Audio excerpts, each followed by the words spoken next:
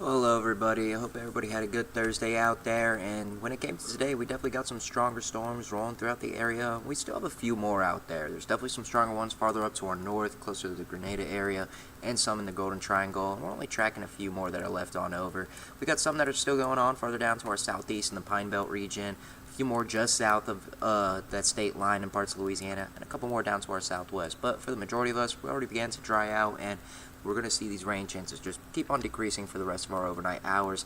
Pretty one out there over the metro, and those temperatures, well, we had that rain come on through, and it really dropped us pretty quick. We're in the mid-70s, and we're really not going to drop too much more when it comes to the overnight. Morning lows are starting off in those lower to mid-70s as well, fairly close to our average, and it's going to be a nice clear start when it comes to your Friday morning as you're heading on out the door to work. Now, take a look by tomorrow afternoon. We are expecting it to be another hot one. Temperatures in the mid-90s. Dew point still in the 70s, so feels like temperatures most likely getting into those triple-digit values. The one nice thing is, though, however, we are still expecting a few scattered storms to affect the area, so some of us will get that cool down, but it's not going to be as good a coverage compared to what we saw today. So heat advisories did get extended going into tomorrow, and these will be in effect until about 8 p.m. on your Friday. Feels like temperatures, well, they're going to be between that 105 to 110 degree margin, so we know the drill. Just make sure you are being safe, and of course, just drinking plenty of water.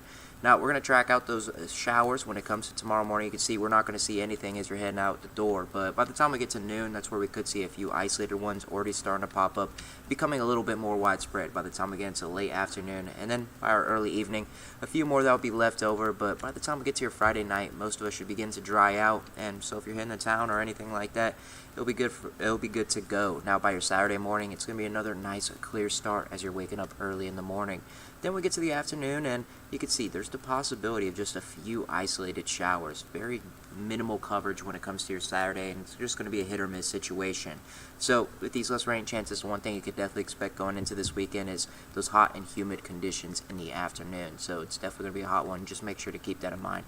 Then by your Sunday morning, another nice start as you're waking up and heading on out the door. So just take a look at our rain chances to the next 5 days. For tomorrow, we do have a 50% chance, but by the time we get to your Saturday, dropping down to a 30, a 20% on your Sunday. By next work week, only you're looking at a very low 10% chance of a hit or miss shower or two. Now, I do want to give you a look at our drought monitor because we haven't really talked about it too much. We started off the beginning of summer with some good rain affecting us when it came to that, but into August, we did start off a little bit slower when it came to our rain chances. And as you can see, about 53% of the state is seeing those dry conditions, and only at 2% under that moderate drought conditions. And the rest of us, we're looking all right now. So not too bad out there, but I definitely noticed when I was farther up into North Mississippi today, it was a little bit low in some of the ponds out there. So something to keep in mind. Luckily, though, hey, we got all that rain when it came to today, and it definitely dumped a couple inches on us, so that's always a good thing. Now, switching it up, of course, we got to talk about the tropics. We got this system that's actually moving out of the Bay of Campeche right now, on that western side of the Gulf, and it's been upgraded to about a 50% chance of development through the next 2 to 7 days. However, I don't have any concerns when it comes to the Magnolia State with this system. It's going to keep on moving its way to the northwest and going closer to that Texas coastline. So if you have your friends or family that's in the Texas coastline, just make sure they're keeping an eye on this one because it's definitely going to bring some rain to them. I'm not too sure if this will form any or just how quickly this is going to form, and even if it doesn't, but regardless, they're definitely going to get some rain farther out to our west. Now, of course, we're talking about Tropical Storm Aaron. It did strengthen a little bit when it came to this evening. Earlier, it was 60-mile-per-hour winds. Now it's 70-mile-per-hour winds, so fairly close to becoming our first named hurricane of the season. So as it keeps on pushing its way west, by tomorrow afternoon, the National Hurricane Center does expect it to become a Category 1 hurricane. So it will be the first hurricane if it does get to that by tomorrow afternoon.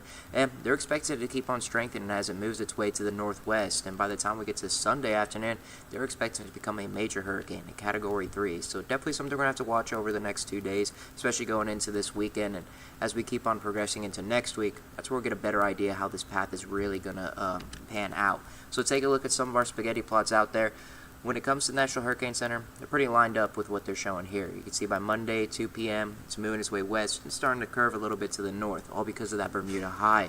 But of course, there's always a few outliers here and there, but right now, most of our spaghetti plots have really lined up with each other, which is a good thing. We have a pretty good idea what this track is going to look like. So it's going to be pretty far off the East Coast, and hopefully that's a case scenario. Of course, we never want to have a major hurricane going into any part of the United States, so Hopefully that's the system here, and it's just going to move its way to the north and then shoot its way out to the northwest, all because of that Bermuda high. But of course, we'll keep on tracking the system when it comes to this weekend going into next week. And the tropics, well, they're just getting started. We're in the middle of August, and our peak is September 10th. So we'll keep on tracking these tropics when it comes to the next month and next few months as well. So recapping your 8-day forecast. When it comes to tomorrow, it's going to be a high temperature, 95 degrees, 50% chance of those scattered storms. So some of us will get that rain, and it's really going to help you cool off. If you don't, it's going to be a hot and humid one. We got those heat advisories in effect. And going into this weekend, into the next week, those rain chances really drop down, and those high temperatures, well, they're just going to climb a little bit more as well. So when it comes to heat advisories, maybe even extreme heat warnings, it's going to be one of those things we're going to have to watch out for, especially this weekend and especially by next week as well. So I hope everybody has a good rest of their Thursday evening, and of course, have a good Friday and good weekend overall. I'll see y'all later.